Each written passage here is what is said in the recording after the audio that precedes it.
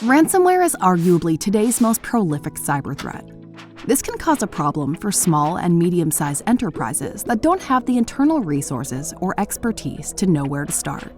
Fortunately, the Institute for Security and Technology created the Ransomware Task Force to address the emerging national and economic security risk posed by ransomware. One of the many outcomes of this is the Blueprint for Ransomware Defense. It's a clear, actionable framework through which SMEs can defend against ransomware. The heart of the blueprint consists of a subset of safeguards found in version 8 of the CIS Critical Security Controls. The group of safeguards is referred to as Implementation Group 1 and represents a minimum standard of information security for all enterprises. This is referred to as essential cyber hygiene. The 14 foundational safeguards are the building blocks that are necessary to establish an enterprise's cybersecurity program. They also enable the implementation of actionable safeguards. The 26 actionable safeguards build on the foundational ones and are all about applying the technical controls needed to protect an enterprise's environment and defend against ransomware and other general, non-targeted cyber attacks. Focusing on 7 major areas, the blueprint helps defend against over 70% of the attack techniques associated with ransomware. The Blueprint for Ransomware Defense would not be possible without the hard work of several contributing organizations. To download the blueprint and take the steps needed to defend against ransomware, visit the IST website. Hello, welcome everyone. My name is Brian Cute. I am the Director of Capacity and Resilience at the Global Cyber Alliance, and I'd like to welcome the attendees for webinar number 3 of our 5-part webinar series on the Blueprint for Ransomware Defense. We're being joined today by Karen Evans, the Managing Director of the Cyber Readiness Institute, Josh Franklin, the Senior Cybersecurity Engineer at the Center for Internet Security, and Shehzad Mirza, Chief Security Officer at CyberWA. We're also being joined by Felicia Stocchetti, Senior Cybersecurity Engineer at the Center for Internet Security, and importantly, a co-author of the Blueprint for Ransomware Defense. Today in webinar number 3, we are here to talk about actionable safeguards that small and medium-sized enterprises can adopt after they have implemented the foundational safeguards that were the focus of webinars number 1 and number 2. Specifically, our panelists will focus on how you can protect your organization from access control gaps, misconfigurations, and outdated software. Most importantly, our panelists are here to share with you their practical experience, to give you the confidence to take the next steps and further reduce your cybersecurity risks. I would like to thank the organizations listed here who contributed their time and energy to develop the blueprint with the shared goal of making it actionable for all SMEs. The blueprint itself is based on a subset of the Center for Internet Security's Essential Cyber Hygiene Safeguards, and the Blueprint for Ransomware Defense Working Group aligned the subset of safeguards to the National Institutes of Standards and Technology's Cybersecurity Framework functions. The panelists and I want you to know that we understand that cybersecurity and ransomware defense can feel complex and even intimidating. The blueprint was developed to be manageable and to meet SMEs where they are as they take their first steps on their cybersecurity journey. The important thing for you is to get started. As part of this journey, you have implemented the foundational safeguards that we discussed in webinars number 1 and number 2. Going forward, effective security requires taking additional steps. The actionable safeguards that our panelists are going to discuss build on the foundational ones and are about applying the technical controls needed to protect your enterprise's environment. The focus of today's webinar is to review the actionable safeguards that address the importance of identify and protect. So as we move forward, we encourage you to pose any questions that you may have in the chat box. We'll be happy to share them with everyone and to answer them as best we can. So the goals for today's webinar is to address the following 4 topics. First, practitioner advice on managing access controls and the tools to help out. Second, how identity protection plays such an important role in ransomware defense and why multi-factor authentication is a game changer to your security. Third, best practices for software management. And fourth, methods for optimizing vulnerability and patch management processes. So now I'd like to formally welcome Karen Evans from Cyber Readiness Institute, Josh Franklin from the Center for Internet Security, Shehzad Mirza from CyberWA, and Valicia Stocchetti from the Center for Internet Security. Welcome, everyone. Thank you for being here. I would invite you at this time to just take a few minutes to introduce yourself, a little bit about what you do, and why your organization is involved with the Blueprint for Ransomware Defense. Karen, if you wouldn't mind kicking it off, and followed by Josh and Shehzad and Valicia. So, Brian, thank you so much for that great introduction. And I'm the managing director of the Cyber Readiness Institute. And at CRI, we're very focused on the human behavior aspect of what happens and what is needed within an organization, specifically focused on small and mid-sized businesses. And throughout my career, it's always been what's critical is the leadership. So whether you're a two-person small business, one-person business, you know, 1,000-person mid-sized business, you're using technology, but you have people at the heart of this issue. And the task force and the blueprint really outline successful steps that they can take. But it still comes down to the CEO, the leader, really creating that culture of cyber hygiene or cyber readiness, the way that we call it. It's all around cyber readiness so that they really are aware of what those risks are so that they can take these actions and that these actions become second nature to the organization. Thank you, Karen. Hello, everyone. My name is Josh Franklin. I'm a senior cybersecurity engineer working on the CIS controls. I've been in the standards area for a little over a decade, working at NIST, primarily on election standards. When I moved to CIS, I really got to understand what the CIS controls are all about and who they're focused on, who they're focused towards. And you know, the CIS controls really focus on prioritization and essential cyber hygiene, and that is why the CIS controls act as the foundation for this ransomware blueprint. I think it was a fantastic partnership, and it's somewhere where the CIS controls can really help smaller organizations make a big impact with very little resources. Thank you, Josh. Shehzad. Hi, everyone. My name is Shehzad Mirza. I'm currently the Chief Security Officer and VP of Organizational Protective Services at CyberWA. I've worn many hats over my careers in security. I've everywhere from working in security operations with Symantec and also with the Center for Internet Security on the multi-state ISAC side. Had a little blip with Ernst & Young working in the security management aspect and side of the house. Worked also for Global Cyber Alliance as a director of IT and security. Doing a lot of the practitioning stuff, like actually implementation, putting in things into effect, as well as many projects on that side in terms of DMARC, the GCA toolkit and such. But now I'm with CyberWA, and CyberWA, we're providing, guidance and assessments for organizations to determine what is their defense posture, where are they, how they rank in terms of their security posture, and what things they need to think about. And this is why it's important in terms of this and the ransomware blueprint, because ransomware is big. It's still ongoing. It seems to be the one thing that's not going away, like phishing.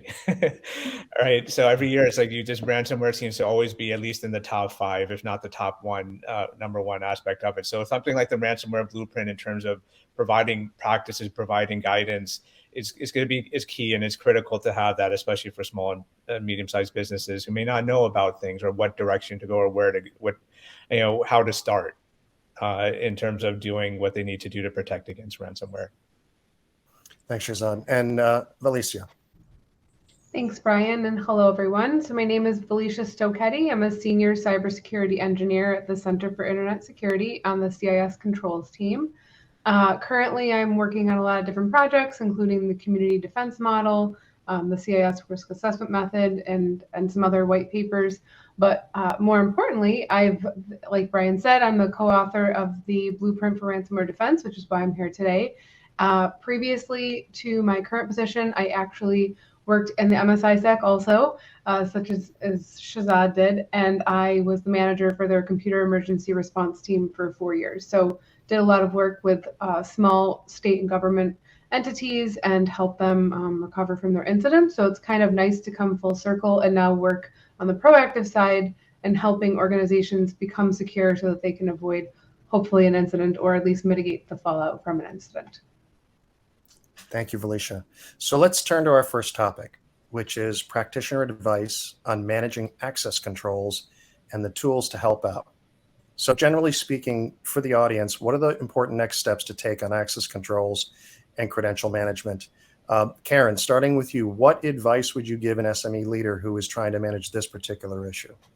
Well, I think this really comes down to, and you've done a series of foundational activities, but all small businesses, mid-sized businesses, they're using technology, and you need to look at what are those critical services that I already have. So for example, payroll, right? Or how do I take receipts? They're all using certain technologies that are out there. And it's really simple about like, who is doing what role in the business, like who takes the receipts in, who processes the invoices, who does these certain things. You've already thought about access control from those types of business roles. What you're doing now is trying to then translate those in a way onto the technology that you're using so that the same person, so think of it as, accounts receivable, accounts payable, the same person who creates an invoice isn't the same person receiving the invoice, acknowledging that it's there, and then making the payment. Unless you're a one-person shop, which you can then trust yourself. So, it's how you think about the business. And then what we're asking you to do is then translate it into the technical environment. Mm-hmm. Thank you. Josh, from a CIS perspective, what's most important for an SME to know about access controls and tools? Yeah. So, in this webinar, we're at that slightly higher level of the, actionable items. And so things like establishing an access granting and an access revoking process have, we're assuming things like that have already been taken care of. From the CIS controls essential cyber hygiene perspective, there's 4 specific things that I wanted to talk about. So the first one is managing default counts on enterprise assets and software. So if you buy a new software package, there are going to be counts most likely already set up with it. This could also be if you buy a new piece of hardware that you put into your network, there are definitely going to be counts that are default. You want to make sure that you're properly managing those, and if you're going to still use them, make sure that you understand how they can be used to help your org, and not have someone else from outside of your organization take advantage of passwords that might be well known. Like if you get a router from Comcast, there's going to be a default password on that. The second thing is to use unique passwords. I know we are all essentially living in this terrible purgatory of passwords everywhere. We're trying to get new forms of authentication into everyone's hands. Someone here is going to say FIDO at some point. I absolutely know. But the fact of the matter is that passwords are still with us. They're part of our daily lives. And so we still need to make sure that we are basically using unique passwords for all of our big accounts. The third thing is to disable dormant accounts. That sounds a little bit scary, but essentially folks come into a small business and then folks leave the small business. And you want to make sure that folks who's left, that those accounts are still not active, that they're still not able to be used, especially if someone left in like maybe not on the best terms. You want to make sure that person can't access your payroll system, right? Or maybe access your updated client list. And so making sure that those accounts don't necessarily function properly are what we're really looking for here. And then the final thing is to restrict administrator privileges that are used for admin accounts, essentially. And so administrator accounts are accounts that are super users. They have global access. You can do lots of fun and terribly useful things with these accounts. These are essentially accounts that have full run over any system. You want to make sure that folks aren't necessarily using administrator accounts to buy cereal off of Amazon, or to be purchasing audiobooks or whatever. If you're going to have a person with administrator privileges, those privileges need to only be used for short spurts of time and for very specific tasks. We don't want to make sure that those accounts can be taken advantage of if, for instance, ransomware gets on on an enterprise system. I'll also point out that CIS has an information security policy template for access and credential management that we just released, I think, yesterday. So that's something new that you can just look on our website, and it's just a good baseline policy that you can take and use and mold to whatever your whims are. That's a great resource, Josh. Everyone will get the pointer to CIS for everyone. So Shehzad, from your experience in operations, what are some of the things that cause an organization to be vulnerable to ransomware attacks through access controls? And continuing on with what Karen and Josh had talked about, it's one thing that a lot of organizations do make the mistake of is it's just giving everyone access to everything.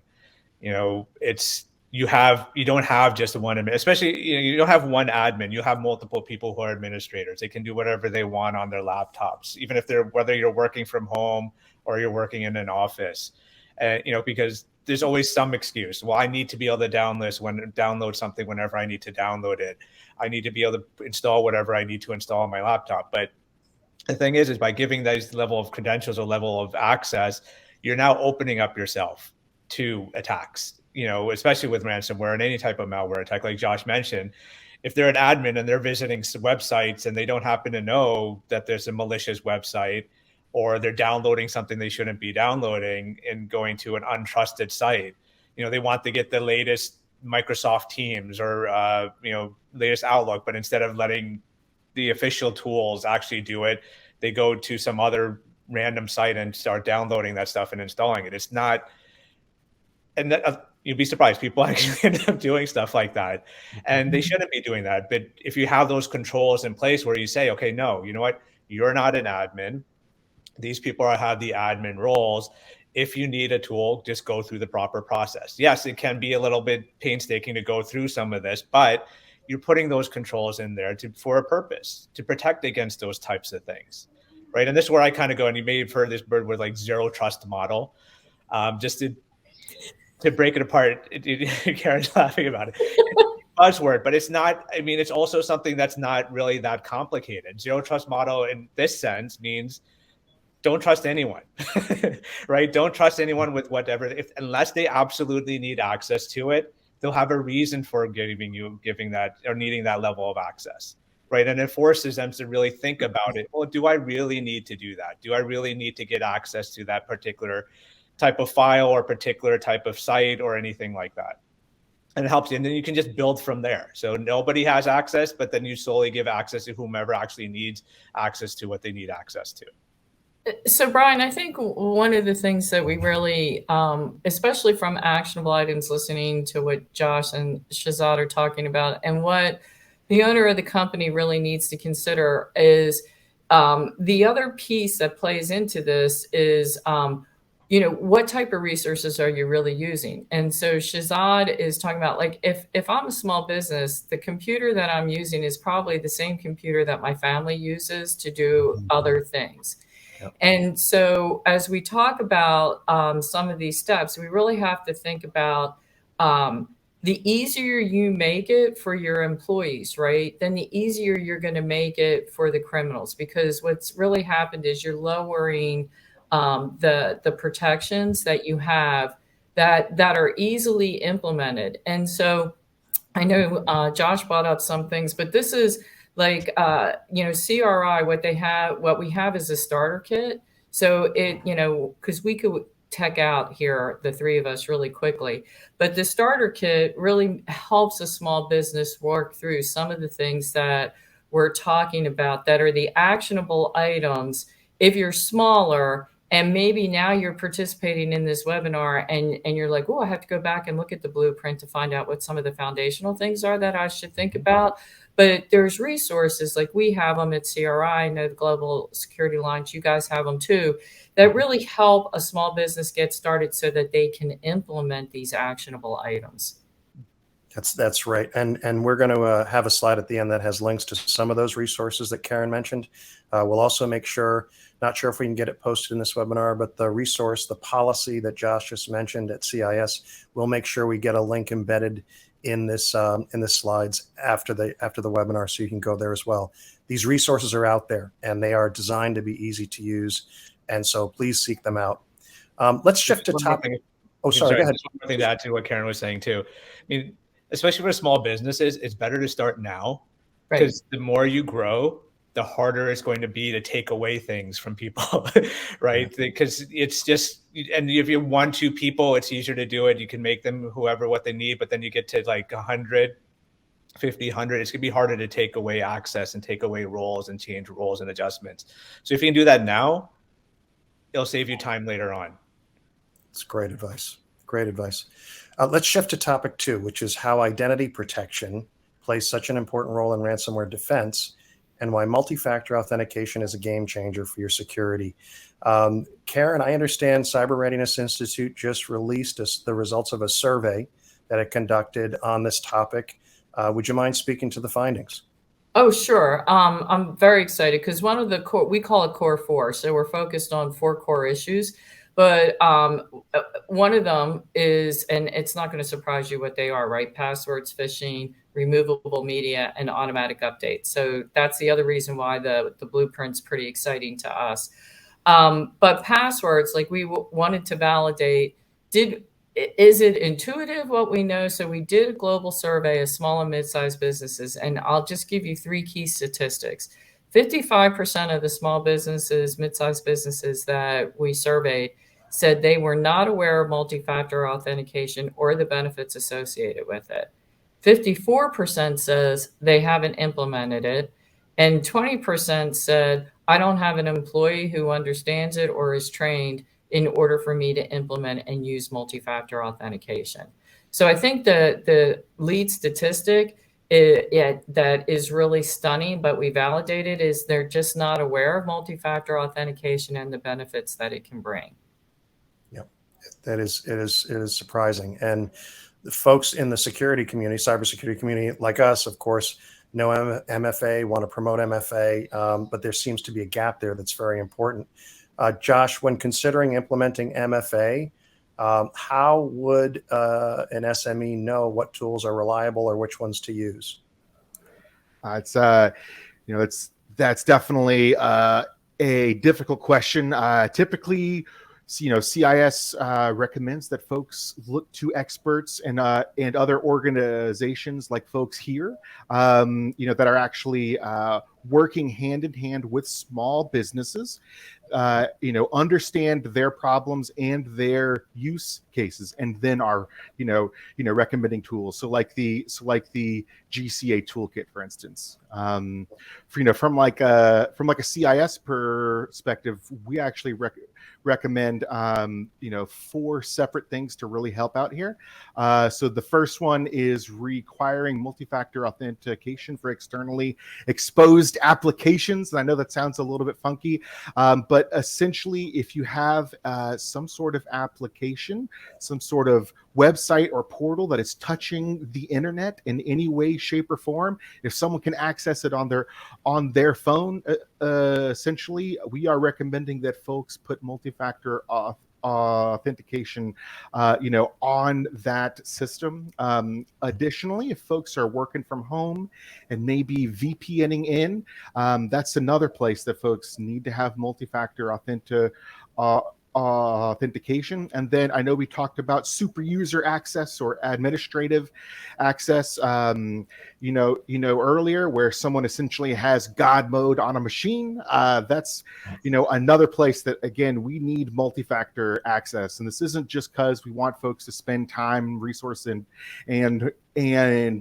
money on things that, maybe are just a little bit important. These things are highlighted because they're actively being exploited. They're common points of successful attacks. And then from like a ransomware perspective as well, CIS also has highlighted here, basically having a isolated instance of your recovery data. So all of your backups and all of your information, making sure that is, maybe on a drive somewhere that's not connected to the internet. And if you have a fire or flood, it wouldn't typically be, killed inside of that same, natural disaster.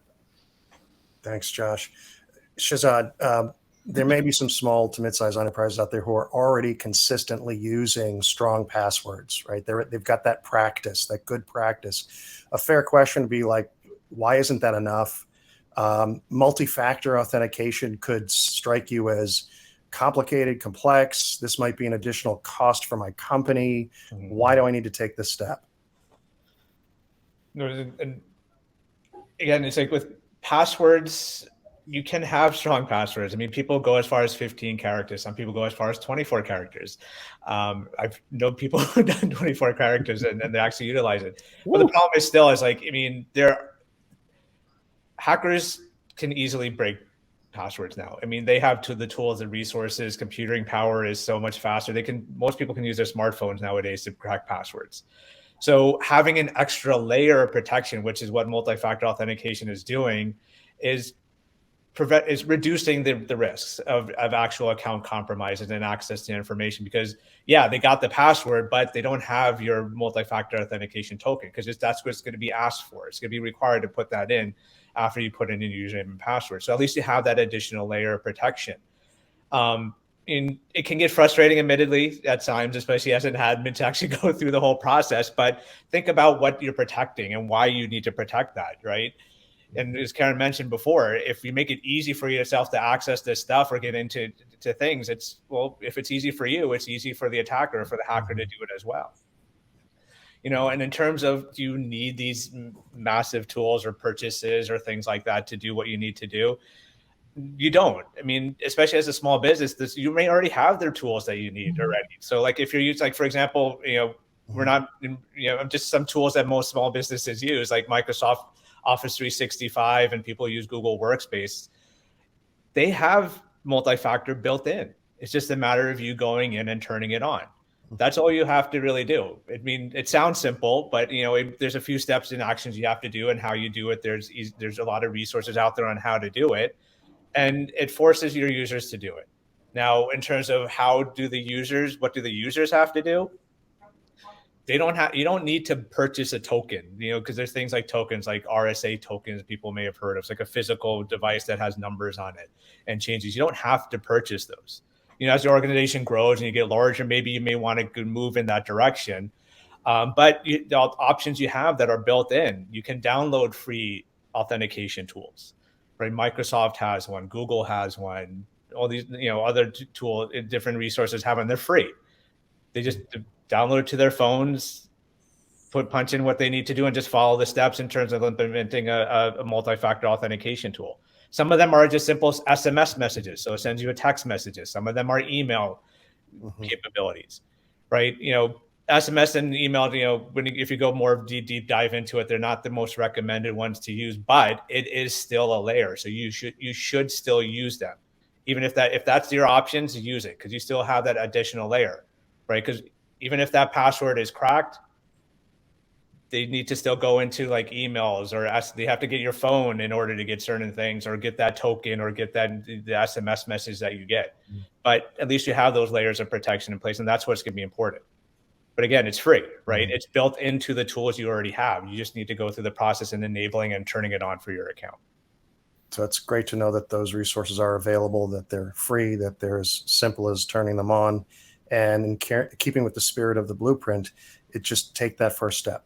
Take that first step. And Brian, the one thing I want to really highlight for the audience here is this is a great example of, and you said it when you opened up with the question, of where we're a victim of our own technology or our own terminology. We're using terminology here that people don't necessarily, so this is our big mantra at CRI, where we're trying to demystify technology, and we're talking about multi-factor authentication, and we're talking about all these tools, and they say they don't know the benefits, but in actuality, everybody is using some form of it today. And you know, because other companies are putting it in place. You know, if you're using an iPad, you're using it. Okay, so if you're using these technologies, you're using it because of the way that they're validating that it's really you and that it's really your device and it's really you trying to access those services. So it's not as hard as you think to be able to work through and put that extra layer of defense, especially as it relates to your business, because you want to protect your business assets. Perfect. Well, let's transition to the third topic, which is best practices for software management. And the question is, why is it important to ensure authorized software is currently supported? And what are the risks of unauthorized software? If you could each speak to both those elements a bit. Karen? So I'm going to start purely from a small business after I managed large enterprises like the federal government as a whole, as the former federal CIO, is that when you really look at this, and so what CRI really pushes is automatic updates, because a small and mid-sized business is not going to have an IT shop that's going to be looking at the applications if you've homegrown something and then test what the releases are. But you are going to have probably using either an Apple device or you're using a Microsoft, operating system type of device, and you get automatic updates. So we advocate that the automatic updates go forward because you don't have the resources to test. We ask you to turn those on. That's one of the key things that we're saying, because the larger companies are the ones who are doing, the testing on the operating systems, how you're using some of this software. And when they say you need to do the update, you should just have the automatic updates on. I'll let my colleagues here go into the real technical things for the mid-sized businesses where you do have, some type of IT staff that's going to work through some of the prioritization of these patches. But for a really pure small business play with no IT staff, my recommendation is turn those automatic updates on. Thank you. Josh, your thoughts? I mean, Karen, she's absolutely right here. I mean, from a threat perspective, right? What are the risks of, unauthorized software? Unauthorized software could be malicious software, right? Any malware on a system could be considered unauthorized software. So obviously we don't want malware on our systems, not just because of ransomware, but for spyware and a whole bunch of other types of things. For the other more, let's say, pernicious aspect of unknown software, that's going to be employees installing software without your knowledge and without you managing.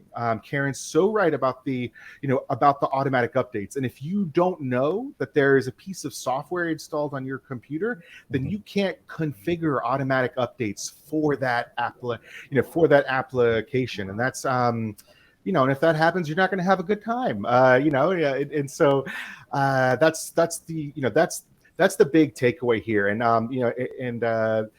we also have a new policy on software asset management that we just released. And inside of that software asset management policy, what you'll see is some of the more foundational topics about doing the extremely boring thing of going through and understanding the big pieces of software that your organization is using and making a software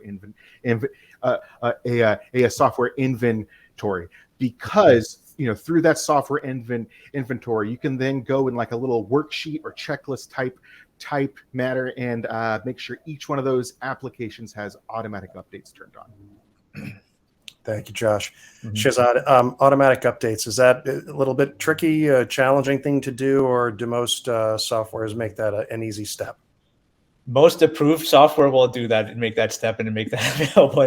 Just to make that clear, what Josh was saying too, because I mean, it's very important to have, and I'm going to stress another thing that Josh said too, is to have that inventory list, but make it an approved inventory list. Because the idea is approved inventory list is because whatever is on that list, that is what employees can use. That is what staff can use. And it makes it easier for an admin to be able to say, okay, well, we have this tool. This is what the tool's capability is, and that it has an auto update feature. So they know that these things can be turned on, rather than trying to go and say, and have all your users be admins and start downloading stuff, and you have no idea what they have on their machines. And then that just becomes just even more problematic. You have 10 people in your organization. They all have different applications. They're using different tools. Which one has auto update? Which one doesn't have auto update? Because you don't know what's on there. You have no control over it, and it's just there. So having that inventory is going to be very key to be able to, because then again, as an admin or from the security perspective, it forces the users to say, hey, this is a tool that I want to use. Then the admin or the IT person or security person can get together and say, hey, is it already on the list? Do we have a tool that's already being used that's similar to what they're asking for? You could potentially save money that way. And then second, and it could be just say, okay, what are the security issues with this particular type of tool? Is it bad? Is it good? Is it from a trusted source? Because if it's a tool that's coming from Microsoft, okay, it may make it a little bit easier for you. But if it's coming from, I don't know, evil.com, then you're going to be like, okay, well, is this really the proper site to go to? Is it a tool that, is going to have security issues or has been having security issues, or there have been no updates whatsoever? You have zero control over it. You just download it, implement it, and that's it. And there haven't been patches for 6 years or updates for 6 years. That may make you want to kind of question whether that tool is useful or, should it actually be used? So, Brian, I would like to tie something back to both what Josh and Shehzad said, and kind of tie back again to the first actionable item that we've talked about. So, which this really gets down to roles and responsibilities within an organization, right? And then it translates into the technical environment. So one of the things that CRI does is we have a certified cyber leader, but in essence, what we're asking is that there's one person that works with the head of the organization. So if you're a two-person organization, one person is looking at the applications that you download, because there's the other side of, if you download a lot of free tools, you better make sure you know what free tools you're downloading, right? Mm-hmm. So we're saying go to trusted sites with this, but the cyber leader actually takes on a lot of the decision-making that Josh and Shehzad are talking about, that says, hey, we're only going to have these types of software. And then I need to have a software inventory list. And so this really gets to the culture of the organization, where the CEO, you could be 2, 10, 50, 100, picks a person so that you can create that organization and create that culture that allows this one person to be the leader that does and leads the rest of the employees as they grow about, okay, we're not going to make it this easy, right? We're going to make the laptops look like this. These are the authorized applications that you can use. This is how I'm going to configure these things. And then that's how the culture grows. And that's how these actionable items become ingrained into the actual business, everyday business of what a small business does. There's also important too, is going on to that is there's free resources. You don't have to go back out there and go get this huge thing where you have to get some sort of software inventory application that's going to go out and do it. You can start off as a simple spreadsheet. That's what CIS has, a great spreadsheet. Like Josh mentioned, that just download the spreadsheet and fill it in. It's maybe takes a little bit of time, but at least you have that. And once you start now, you'll have your list, and then that list is going to grow as your company grows. But you have the list there, and it's everything that is going and it's starting. And then like access control, it's built into what the tools. It's built right into the spreadsheet, built into the application. And so if you have all the resources there, they're all built. Yeah, and you go to, we have a playbook that starts, I know GCA has it, CIS has it. And this is why, we're all so excited about this piece. But the key is let's start and then build that culture and continue it on so that your business continues to grow as a profitable business and you become a big business and you're no longer a small and mid-sized business. Great stuff. Thank you all. Let's just spend a few minutes watching the clock on our fourth topic, which is methods for optimizing vulnerability and patch management processes. Another key element here. Generally speaking, what are some lessons learned from failure to address these issues, and what can be done to ensure they are well managed? Karen? Well, this is one of these things where, I really speak a lot to, if you're going to have some, and I'm going to just use this as an example. A lot of times when a small business starts, they bring in a server, where they have Microsoft Exchange on-prem.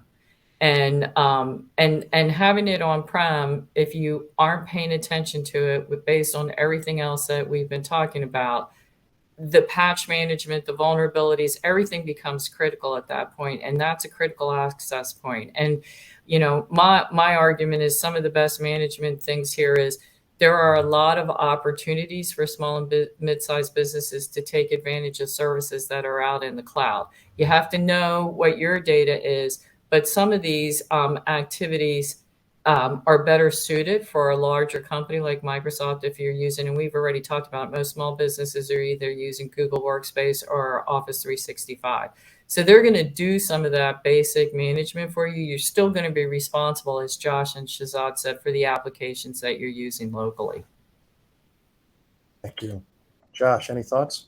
Yeah, I mean, I'm going to kind of say this again, and it's just the actual patch management aspect really is, automated updates. And so I think that, good patch management is sort of a precursor to vulnerability management. Most of the time that the industry handles vulnerabilities is that we ship an update, we ship a patch or a security update. So from a CIS perspective, the low-hanging fruit here for patch management is making sure that your operating systems are updating in an automated manner. So just set that setting, make sure that all the approved software on your systems that they're going to be, updating to. And then we have some more fun things. If you're in a larger business where you have things like firewalls and other network appliances, those things need updates as well. And then from a cloud perspective, which is where a lot of folks are really going to, most of the time, that's the picture there is a little more fuzzy, so you need to understand what your responsibilities are in terms of updating those systems. Thank you. Shehzad. And this is going to be another key point. It's like, this is, we talked about access control. Those are ways and vectors, but this is a major vector that people that take advantage of to try to get into your system because, you may not have passed an application right away because you just can't do it, or you skipped an operating system update because you're in the middle of something and you just forgot to do it, or you just delayed it. And that's where they're going to take advantage of it. Even if they're not an admin, they're going to take a user account and get into your systems by using this mechanism because of those reasons and those situations where people, as small businesses, will delay things. So delay the patch, will delay the update that needs to be done. But it's critical to make sure that you have the process to do it right away. Even like, Karen mentioned before, auto update. Have it auto update, but don't push off the auto update.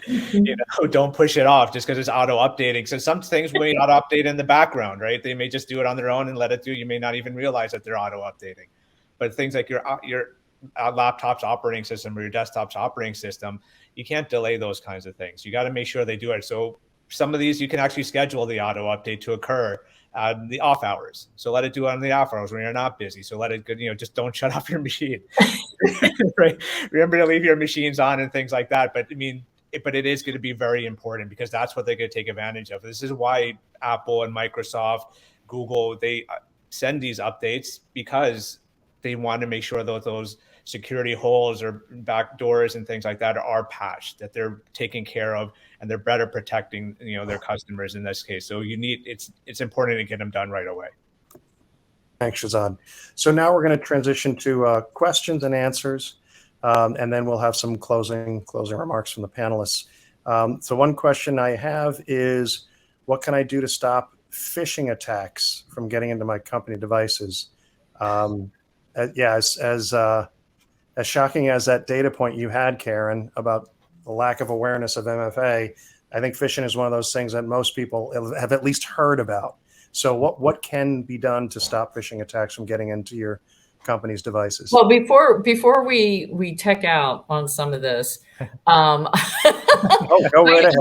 Okay, I do want to bring up one it. thing that CRI does is, because again, it's a training aspect, right? It's really making sure your employees are aware of what's happening. There's a human aspect. I mean, even when you look at some of the big attacks that have happened, right, and they have multi-factor authentication, what really comes down to it is it's still a human on the other side that just got barraged so much that they went ahead and authenticated somebody into the system. And so we do Phishing Friday, and we send out, and we have a place like now where you can subscribe to it. And what we do is we try, I mean, it's really getting sophisticated. And so what we try to do is give examples every week, and based on what's happening, like, during the holiday season or during tax season.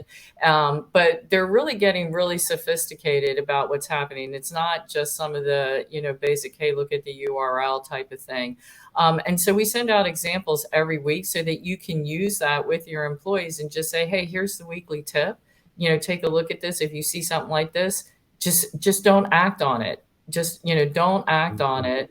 And by the way, I'm never going to send an invoice to you that says pay this person right away. I mean, that's a big one that's out there. So, I mean, it's still the human that has to be trained. So now I'm going to let my colleagues go into some of the other things on this. Thank you. Just to play off of what Karen is saying, is like, because she's absolutely right. I mean, in a way, without your staff knowing it, they're technically part of the security team. Right. They are. They just don't know that. It's probably not in their job description or anything that's written there, but they're the ones who are going to see what's going on. They're the ones who's going to see what's happening, right? So they're the ones who are going to get the phishing email, and that may not be used, like the technical tools that are out there, like whatever your anti-phishing tools or whatever, may not catch, but the end user is going to be the one, the employee, the staff is going to get that email and see that email. So they need to know, what do they do now? What actions do they take? Do they just delete it and ignore it? Or should they actually inform somebody, let somebody know that this is something that got through? So that's it. It does start with the staff. If they don't know what to do, they're most likely either going to click the link, or they're just going to, delete it and not tell anybody. And then somebody else in the organization is probably going to click on the link thinking that it's actually legitimate.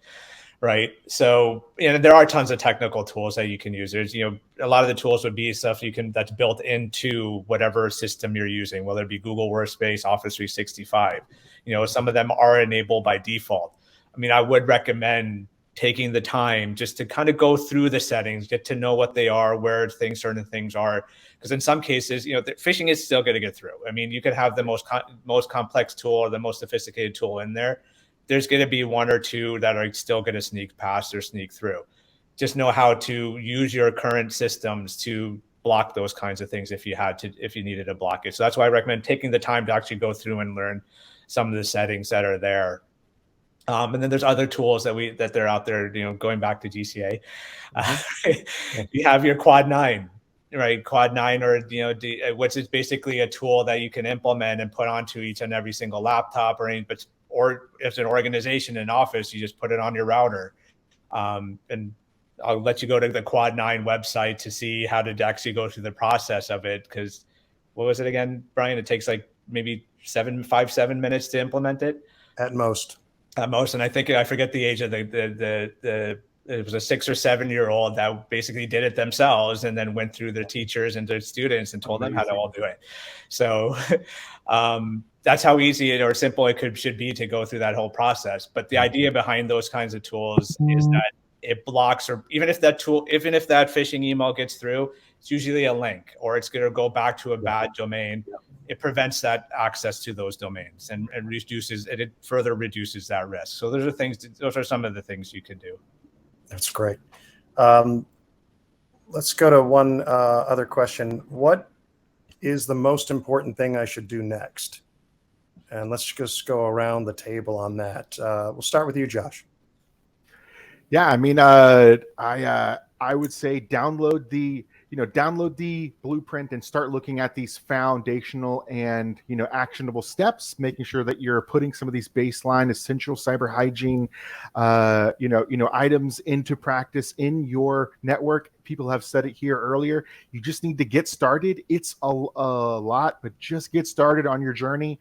Everyone's journey is going to be different, but you want to make sure that you're not the odd organization out. Everyone in the industry is slowly starting to do many of the practices that we're doing here today. So keep with the beat. Feel the beat. Make sure that you are you're also riding that same cybersecurity wave. Thanks, Karen. So in addition to what Josh has said, because once you download that blueprint and you look at it, please don't be intimidated. So my next recommendation would be to go to the CRI website. And as soon as you go to there, you'll get a starter kit. And that starter kit complements the blueprint. And that's where you start. It says, because the first thing, like we've put a lot, and if this is your first webinar with this group, it's like, okay, so now where do I start? Well, get the starter kit, because everything that we're talking about leads to other tools, right? Like leads to, hey, I can put the policies together, that leads to the spreadsheets, that works you through, because Shehzad's talking about, hey, when I get a phishing thing, it's what we call an incident response plan. Is it an incident? Should I report it? How do I isolate it? All of that is in a starter kit. We have them, you have them. And you need those starter kits so that you can get started today, so that you have that foundation. So following on Josh's riff there about, the cyber wave, the other part that I think is really key to this is it's about your relationships, and you're in a larger ecosystem now. And, COVID really showed how interconnected everybody is. So you want to be a good partner, and a way to be a good business partner as a small and mid-sized business is to get started and to get these foundational practices and create that culture within your business so that you're a good partner within the supply chain. And Karen, let me just pick up that last point, because we've spoken about how being in certain supply chains, there are already requirements, cybersecurity requirements in place. And it's certainly, you could imagine that being in broader supply chains, that these types of requirements may be coming down the road. Can you share what you know about existing requirements and what may be coming? Well, and so a lot of this, especially if you're a small or mid-sized business, like in the defense industrial base, right? Or in energy, or in oil and natural gas, any of these places, the regulations are there. The standards are coming. CISA just released its performance goals overall, right? And they're foundational. They map right against this framework. And what we're all trying to do is get the foundation done and make it easy. So these tools, like in the case of CRI, the tools are all there for free. What we realize is you have to make the time commitment. But if you want to participate in the ecosystem, you make the time commitment now. Then again, you're going to be a good partner, and you're going to end up, you'll have these foundational pieces in place so you can do the self-attesting and say, yes, I have good security practices in place. Yes, I have a business continuity plan. Oh yeah, I do have an incident response plan, and I do know how to notify my partners. Thanks very much. Shehzad, most important next thing to do. I'm not sure if there's much more that I can add to what Karen and Josh have already said. I mean, because you do need a starting point, and the tools that Karen and Josh have said, those are the tools where you need to start. And that's what's great about these, because a lot of people, the issue that they have is like, oh, hey, I went to NIST and I just they say to do this, but I don't know how to do that. So you have CRI starter kit that will tell you, this is not only where this is where you need to start, but this is how you need to start. This is what you can do to do, and the resource you can point to. The GCA toolkit, the small businesses, that also lays it out, and then tells you what tools are available. That's where, and that's key point. You need to get started. Start somewhere. Start with CRI. Start with the GCA toolkit. Use these other resources that are out there to get going and moving. And just to stress another point that Karen meant, I mean, it's a community of people that are out there. Use that community. GCA has a community forum that has the small business section. Mm-hmm. Use that tool that asks questions of people to say, look, this is what I'm trying to do. What can I do? What do I need to do? Or how, where can I go to get started? Or where, those kinds of questions. But that's a place it's a safe place to go and ask those questions, right? You're not going to have people, it's vetted. It's, you don't have, it's a trusted site, but there's other forums, I'm sure. CRI probably, I'm not sure if you guys have a forum as well. Yes, we do. Yeah, so use those forums, use those communication tools to ask the experts, ask the people where to go, what kind of tools, because they may tell you like, hey, instead of, don't spend the thousands of dollars that you need to do on it. You're a small business. You only have 10 employees. You can use this tool here that's, could be potentially free. So it's helpful to have those communication lines and build those relationships with people. Hey, Brian, one thing that Shehzad just brought up is NIST, and people do go to NIST. NIST does have a reference for small and mid-sized businesses of free tools as well. And so I know we're there. I'm sure CIS is there. I'm sure GCA is there. And so that's the other place. So when you start looking for free tools and you should go to, the National Institute of Standards and Technology, everybody talks about NIST. They have done a process, right, where all our tools are listed on one place for small and mid-sized businesses as well. So you can go to that place as well and get the tools. And so then you're like, oh, okay, I don't have to remember, all these other groups, but NIST does do it, and CISA has it too. But the NIST one, they've gone through and they vetted it, and so I think that one may be a little bit easier for this audience to use. Yeah, and I think that theme's coming back. To me, at least, Karen, you mentioned early on that the cybersecurity community can sometimes be a victim of its own terminology, right? And deep in the weeds and deep in technological terms. And at the end of the day, there really are a number of resources that have been designed to be accessible, designed to be easy to use. And, as I like to say, you'll surprise yourself at what you're able to implement and put in place to start protecting your business. So there are a wide range of resources that are designed to be used by small businesses today. And the theme from the working group, of course, is just take that first step and then keep building across your organization. As Karen was saying, you have to have some training of employees. That's an important piece of the puzzle. And then there are the other resources that can provide protections and defenses that give you a more comprehensive defense against ransomware. So I hope that those threads and themes were coming through for everyone in the audience today. I'd like to just give the panelists one last opportunity. If there's a closing thought you'd like to share. And I tell you what, let's start out with Felicia, if you have any closing thoughts on the conversation today. Yeah, thanks, Brian. I mean, certainly everyone has offered some great advice, and I don't know if I could add too much to that I would already say, but I would also add that, I think Shehzad mentioned it, don't break the bank, right? If something's going to cost you so much money that's putting you out of business, then obviously that is not the right choice, perhaps for your organization. And then also, somebody mentioned fostering the relationships. That's super important, right? Nothing in security is developed in a vacuum. You have to foster the relationships in order to really grow in that area. And then the last thing I would say is don't chase after the shiny tool, right? So everyone always thinks like, oh, this is the tool. It does, 9,000 things. So must be what I need. But focus on the activity and then let the tool make sure that's fit to your organization's needs before you go and just spend X amount of dollars, on something that might be way more than you need or way less than you need. Thank you, Felicia. Josh, closing thought? Yeah. what I would really recommend is that, we've already talked about taking that first step, but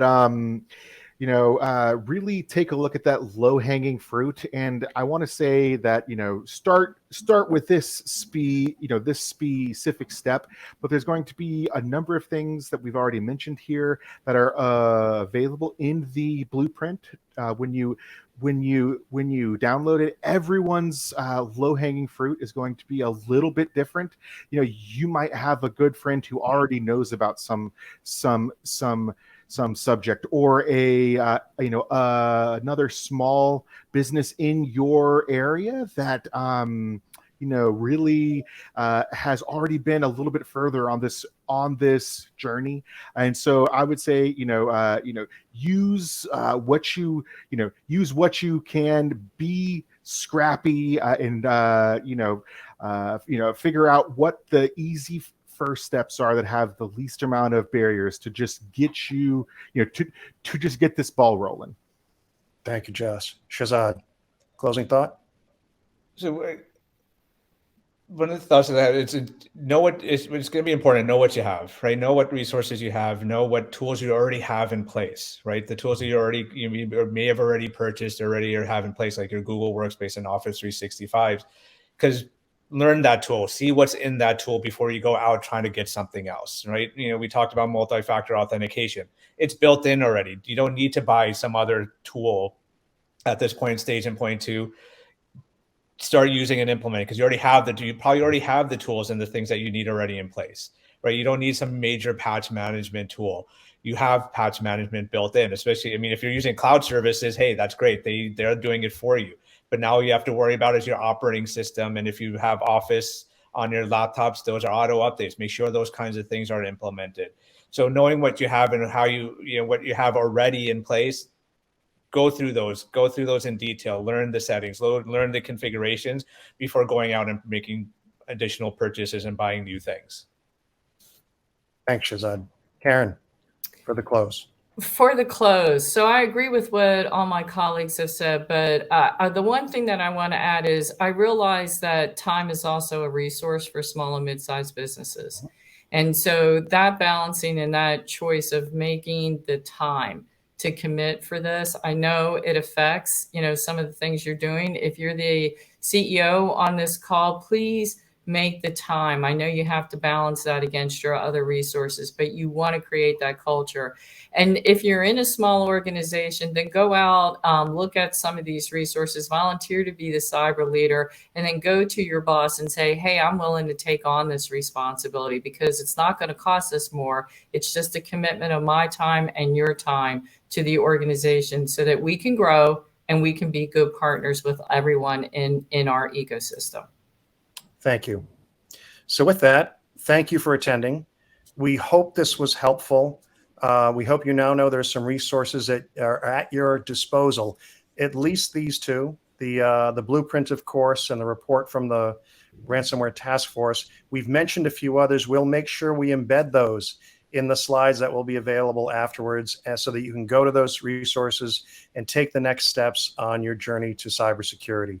So thank you all very much. We appreciate your time.